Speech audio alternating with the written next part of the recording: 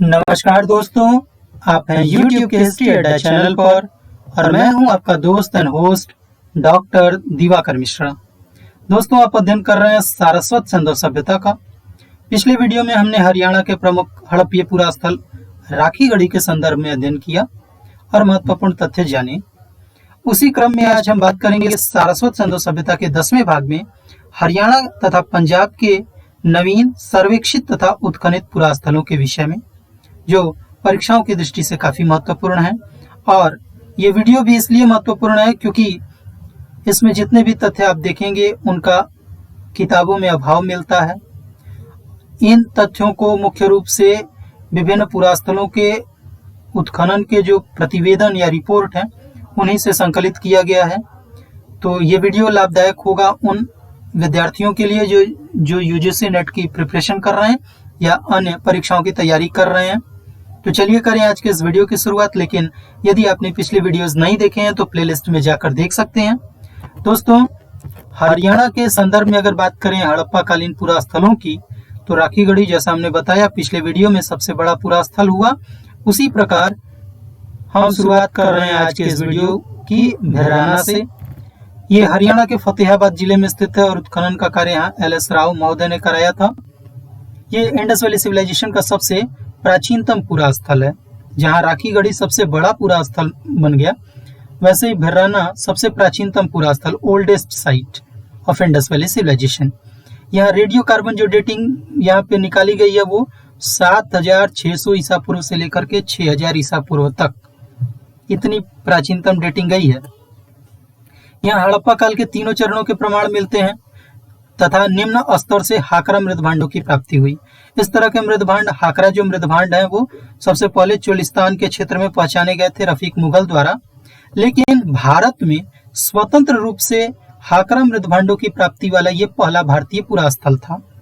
हाकरा मृदभांड जिस स्तर पर भैराना से मिले, वहां पर अन्य किसी भी प्रकार के मृदभांडों की प्राप्ति नहीं होती है। ग्रामीण संस्कृति से अर्धविकसित, विकसित चरण और उसके बाद पतन की स्पष्ट कहानी हमको भैराना से देखने को मिलती है। इसके स्पष्ट और निरंतर प्रमाण मिले। ये इस तरह का पहला अपने आप में यूनिक पुरास्थल है। प्रारंभिक चरण से गर्तावास तथा अनाथ संग्रह हेतु अन्नागार के साक्ष्य भी यहाँ उपलब्ध होते हैं। साथ ही साथ नर्तकी के चित्रण से युक्त मृदभांड फलक की प्राप्ति। नर्तकी की कांस्य प्रतिमा आप मोहनजोदड़ो के संदर्भ में पढ़ते याद करते होंगे और परीक्षाओं में पूछा जाता था, बताते होंगे। लेकिन उसी की डुप्लीकेट कॉपी एक मृदभांड के टुकड़े पर मिला। कहां से? भैराना से। ये याद रखिएगा, नर्तकी के चित्रण से युक्त मृदभांड फलक की प्राप्ति परीक्षाओं में कई बार आया भी है इधर बीच। अगले पुरास्थल की बात करें तो कुड़ाल है। हरियाणा के फतेहाबाद जिले में ही सरस्वती नदी घाटी में उत्खनन का कार्य JS खत्री और M आचार्य द्वारा किया गया था। प्राक हड़प्पीय पुरास्थल है जहां पर ऊपरी स्तर से PGW आप पाते हैं। यहाँ हड़प्पा कालीन गर्तावास के प्रमाण मिले हुए हैं। घरों के सामने भी कूड़ादान के समान 24 गर्त की प्राप्ति हुई है। तो देखिए, गर्तावास तो एक अलग चीज है जिसमें मानव आवास बना करके रह रहा है। लेकिन जब घर बनाना प्रारंभ कर दिया इंडस वैली सिविलाइजेशन के लोगों ने, तो घरों के सामने भी इस तरह के गर्त मिले और 24 गर्त एक साथ जैसे घरों के सामने मिले। तो इस आधार पर माना गया कि ये कूड़ेदान के रूप में प्रयोग में लाए जाते रहे होंगे। हड़प्पा कालीन जो मजबूत लाल पात्र हैं तथा जार, इनकी प्राप्ति सबसे पहले कुड़ाल से ही हुई है। इसके अतिरिक्त चांदी के 2 मुकुट और सोने के हार की प्राप्ति हुई है। चांदी के 2 मुकुट परीक्षाओं में आए भी हैं, कुड़ाल में मिला हुआ है। हड़प्पा काल में तांबा गलाने का साक्ष्य यहाँ से उपलब्ध होता है। एक बटन सील पर 2 हिरणों का अंकन यहीं से मिला हुआ है। अब पहले बात करते हैं गर्तावास की। तो यूपी TGT का पहला ही प्रश्न था, हड़प्पा कालीन गर्तावास कहां से मिले हैं? तो कुड़ाल से मिले हैं। दूसरा, यहाँ पर जो तांबा गलाने का साक्ष्य मिला हुआ है, तो हरियाणा के मैक्सिमम ऐसी साइट्स हैं जहां पर इस तरह का एविडेंस आपको देखने को मिला। ये कुड़ाल जो है इस संदर्भ में भी महत्वपूर्ण है। ये हरियाणा राजस्थान से जुड़ा हुआ क्षेत्र था। हरियाणा की ताम्रपाषाणिक संस्कृतियों का आपने अध्ययन किया और वहां पर खेतड़ी की खान फेमस थी। वहां से तांबा लेकर के हरियाणा के लोग भी, इंडस वैली सिविलाइजेशन के जो लोग थे, तांबा लेकर के और उपकरण बनाने या अन्य वस्तुओं को बनाने का कार्य करते रहे होंगे। आगे बात करें फरमाना, जो अगला पूरा स्थल है हरियाणा का, हिसार जिले में स्थित है, सरस्वती नदी घाटी में ही। खोजकर्ता सूरजभान और उत्खनन का कार्य बसंत सिंधे ने किया था। यहाँ पर प्रारंभिक चरण से हाकरा मृदभांड प्राप्त हुए हैं बिराना जैसे, तथा गर्तावास के भी साक्ष्य उपलब्ध होते हैं। और इसका दूसरा तथा अंतिम जो स्तर है फरमाना में, वो विकसित हड़प्पा काल का है। यहाँ राजस्थान की ताम्रपाषाणिक संस्कृतियों से संबंध था, जैसा हमने खितड़ी की खान के संदर्भ में बात किया। लेकिन यहाँ फरमाना में एक अलग कहानी है। यहाँ पर विद्वान ऐसा मानते हैं कि इंडस वैली सिविलाइजेशन के लोगों का राजस्थान की ताम्रपाषाणिक संस्कृतियों से वैवाहिक संबंध रहा होगा। अब इस तरह के तर्क देने के पीछे रीजन क्या है, आगे हम बात करेंगे। लेकिन उससे पहले जाने कि फरमाना में कब्रिस्तान की प्राप्ति हुई है, और ये काफी लार्ज स्केल पर यहाँ पर शवाधान पाए गए हैं। करीब 70 के आसपास में यहाँ समाधियां मिली हुई हैं। और जब तक सनौली की खोज नहीं की गई थी, सनौली का उत्खनन नहीं हुआ था, तब तक फरमाना इंडस वैली सिविलाइजेशन का सबसे बड़ा कब्रिस्तान माना जा रहा था।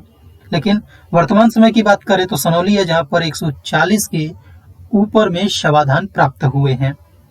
लेकिन यहाँ पर जो कब्रिस्तान मिला हुआ है, ये अपने आप में बड़ा महत्वपूर्ण बन जाता है, क्योंकि यहाँ पर तीनों तरह के समाधियां मिली हुई, यानी पूर्ण रूप से शवाधान, आंशिक शवाधान और प्रतीकात्मक शवाधान भी देखने को मिलते हैं। अन्य महत्वपूर्ण तथ्यों की बात करें इससे जुड़े हुए, तो समृद्ध या धनवान महिला की समाधि होने का अनुमान भी लगाया जा रहा है। और ये जो फीमेल, हमने आपको बताया कि 70 के आसपास में शव मिले हुए शवाधान है, उसमें 2-3 ऐसी महिलाएं हैं जिनको आभूषणों से युक्त दफनाया गया था। तो शवाधानों में मृदभांडों के साथ साथ विभिन्न प्रकार के मनके और आभूषणों की प्राप्ति कहाँ से हुई है? फरमाना से हुई है। और इन आभूषणों में मुख्य रूप से कानों में कुंडल हैं और हाथों में तांबे की चूड़ियां हैं। और तांबे की चूड़ियां होने के कारण ही ऐसा माना जा रहा है कि ये महिला मूल रूप से राजस्थान की ताम्रपाषाणिक संस्कृतियों से बिलोंग करती हो, और उसका विवाह हड़प्पा कालीन किसी परिवार से हुआ हो हरियाणा के इस साइड से। तो इस तरह का अनुमान लगाने से ही एक वैवाहिक संबंध जैसा विचार और तर्क भी दिया जा रहा है विद्वानों द्वारा। हड़प्पा कालीन लोगों का पुनर्जन्म में विश्वास का प्रमाण भी यहाँ से उपलब्ध होता है, क्योंकि यहाँ जो लगभग हर एक शवाधान में आप मृदभांड पा रहे हैं, और उन मृदभांडों में कुछ तो खाद्य पदार्थ रखने के लिए थे और कुछ जल पात्र थे। तो ये भोजन और पीने के पानी को शवाधान के साथ रखने की परंपरा के आधार पर ही ऐसा माना जा रहा है कि इंडस वैली सिविलाइजेशन के लोग पुनर्जन्म में विश्वास रखते होंगे। अगली जो साइट है वो मीता थल है, हरियाणा के भिवानी जिले में, चौतंग और यमुना नदी के मैदान में। उत्खननकर्ता सूरजभान, और फिर वहां दोबारा से उत्खनन का कार्य बसंत सिंधे और तोशिकी उसादा द्वारा किया गया, जो जापान के पुराविद हैं। हड़प्पा सभ्यता के तीनों चरण के प्रमाण यहाँ उपलब्ध होते हैं। महत्वपूर्ण कि निम्न स्तर से सोथी सिसवल मृदभांड मिले हुए हैं, और सोथी सिसवल मृदभांड जानते हैं अमलानंद घोष ने सबसे पहले पहचाने थे, प्री हड़प्पन फेज में देखने को मिलते हैं। कालीबंगा से भी मिला हुआ है। लेकिन यहाँ पर जहाँ निचले स्तर पर सोथी सिसवल मृदभांड मिला, वहीं ऊपरी स्तर पर ताम्र निधियों की भी प्राप्ति हुई है, और बीच में मिडिल पॉइंट में इंडस वैली सिविलाइजेशन। तो इस आधार पर ऐसा माना गया कि परवर्ती सिसवल संस्कृति के साथ पहले इंडस वैली सिविलाइजेशन का संबंध रहा होगा, और आगे चल करके कॉपर हुड संस्कृति से भी इंडस वैली सिविलाइजेशन के लोगों का सहसंबंध रहा होगा। तो ये अपने आप में एक यूनिक साइट है, जहां पर परवर्ती सिसवल संस्कृति के साथ साथ ताम्रनिधि संस्कृति का सहसंबंध हड़प्पा काल से देखने को मिला है। धूप में सुखाई गई ईंटों का व्यापक प्रयोग यहाँ देखने को मिलता है, और जल निकासी के साक्ष्य नहीं मिलते। धूप में सुखाई गई ईंटें तो मिली हुई हैं, आपके जो है कच्ची ईंटें, पक्की ईंटों का प्रयोग किया गया इंडस वैली सिविलाइजेशन में। पक्की ईंटें हड़प्पा मोहनजोदड़ो से मिली हुई हैं, लेकिन यहाँ पर ईंट जो है धूप में सुखा करके प्रयोग में लाया गया, अपने आप में महत्वपूर्ण है। तांबे की एक कुल्हाड़ी सहित तांबे की अन्य वस्तुओं की भी प्राप्ति हुई है। यहाँ तांबा गलाने का कार्य होता था, और भट्ठी युक्त एक ताम्र कार्यशाला भी मिली हुई है। तो कुड़ाल के संदर्भ में भी हमने देखा, और मीताथल में भी यही चीज आपको देखने को मिल रही है, तांबा गलाने का साक्ष्य। अगला पूरा स्थल है बालू, हरियाणा के कैथल जिले में स्थित सरस्वती नदी घाटी में। उत्खनन का कार्य सूरजभान ने किया, तथा जिम जे शेफर उनके सहयोगी थे, अमेरिकी पुराविद थे। सर्वाधिक फसलों की प्राप्ति यहाँ से हुई, और दक्षिण एशिया में लहसुन का प्राचीनतम साक्ष्य ये पूरा स्थल उपलब्ध कराता है। यहाँ बताना आवश्यक है कि उपिंदर सिंह की प्राचीन भारत की जो किताब है, वो हिंदी अंग्रेजी दोनों में आती है, दोनों भाषाओं में। जो अंग्रेजी भाषा में यहाँ बालू के संदर्भ में गार्लिक शब्द का प्रयोग किया गया है, जबकि हिंदी वाले अनुवादित किताब में आप अदरक पाएंगे। तो गार्लिक का हिंदी लहसुन ही होगा। और आप जानते हैं परीक्षाओं में जब इस तरह के तथ्य पूछे जाते हैं तो हिंदी भाषी छात्र अक्सर कंफ्यूज हो जाएंगे और अंग्रेजी को ही प्रेफर किया जाता है अगर कोई डाउट्स वगैरह होता है। तो इस दृष्टि से यहाँ पर हमने लहसुन मेंशन कर रखा है। आप भी इस तथ्य को याद करें और संशोधित कर लें।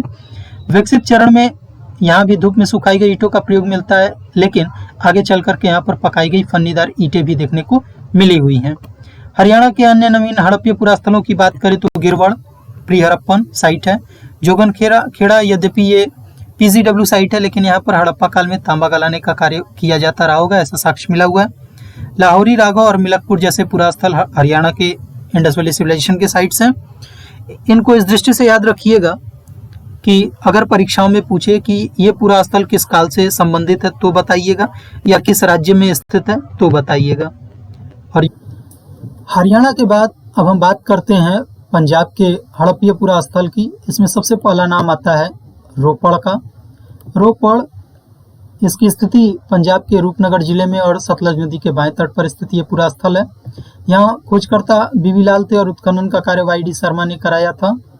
यहाँ पर जितने भी साक्ष्य मिले हैं उनमें एक सबसे महत्वपूर्ण तथ्य ये कि स्वतंत्रता के पश्चात भारत का पहला उत्खनित पुरास्थल यही था। वो पहला हड़प्पीय पुरास्थल भी कह सकते हैं और संपूर्ण पुरास्थलों में भी ये पहला ही पुरास्थल है जहाँ पर उत्खनन का कार्य किया गया। तांबे की कुल्हाड़ी प्राप्त हुई है, साथ ही साथ मानवीय शवाधान के साथ कुत्ते दफनाने का एकमात्र साक्ष्य यहाँ से मिला है, जो आपके कश्मीर में नियोलिथिक फेज में आप देखते हैं। हड़प्पा काल में रोपड़ में ऐसा देखने को मिला हुआ है। फिर नवपाषाण काल से लेकर के ऐतिहासिक काल के निरंतर प्रमाण रोपड़ से उपलब्ध हुए हैं, यानी नियोलिथिक फेज यहाँ पर है। और हड़प्पन फेज में देखिए कुत्ता दफनाने का साक्ष्य मिला हुआ है। तो ऐसा माना जा सकता है कि जो नियोलिथिक ट्रेडिशन रहा हो वो धीरे धीरे आगे की ओर बढ़ा हो और फिर हड़प्पन फेज में भी इस तरह के समाधान की परंपरा आ गई हो और इस तरह का साक्ष्य उपलब्ध हुआ हो, और फिर ये कंटिन्यूटी बनी हुई है और ऐतिहासिक काल तक के यहाँ साक्ष्य देखने को मिले हुए हैं। फिर बात करें तो हड़प्पा कालीन स्तर से अग्निकांड के साक्ष्य मिले हुए हैं। कभी कभी ऐसा पूछा जा सकता है, और यूजीसी नेट आर्कियोलॉजी वगैरह का पेपर आप दे रहे हो तो इस तरह के प्रश्न बनते भी हैं कि किन दो पुरास्थलों से अग्निकांड के साक्ष्य मिले हैं। तो याद रखिएगा रोपड़ से मिले हुए हैं। फिर बात करें अगले पुरास्थल संघोल की। पंजाब के फतेहगढ़ जिले में उत्खननकर्ता एस.आर. तलकार और आर.एस. विस्ट वृत्ताकार अग्निकुंड के यहाँ से प्रमाण प्राप्त होते हैं। ऊपरी सतह से पीजीडब्ल्यू पात्रों की प्राप्ति हुई है संघोल से। उत्तर हड़प्पीय चरण तथा पीजीडब्ल्यू संस्कृति के संक्रमण का साक्ष्य यहाँ पर मिला हुआ है, यानी पीजीडब्ल्यू और लेट हड़प्पन जो कल्चर है साथ साथ यहाँ पर देखने को संघोल में मिला हुआ है। अब हम बात करते हैं पंजाब के अन्य हड़प्पीय पुरास्थलों की। तो इसमें नाम आता है दधेरी, नागर और कटपालों का।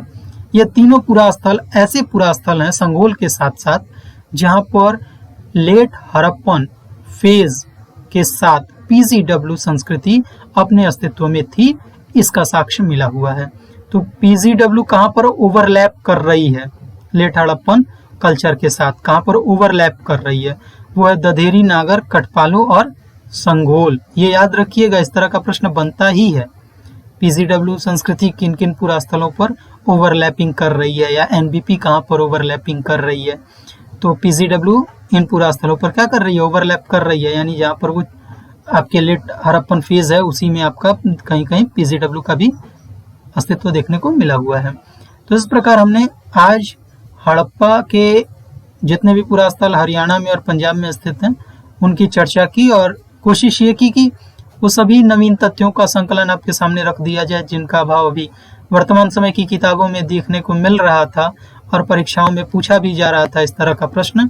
तो आज के लिए बस इतना ही। अगला भाग जो होगा वो आपके सामने 11वां भाग आर्थिक जीवन पर होगा। हड़प्पा कालीन आर्थिक जीवन बहुत जल्द आपके सामने होगा।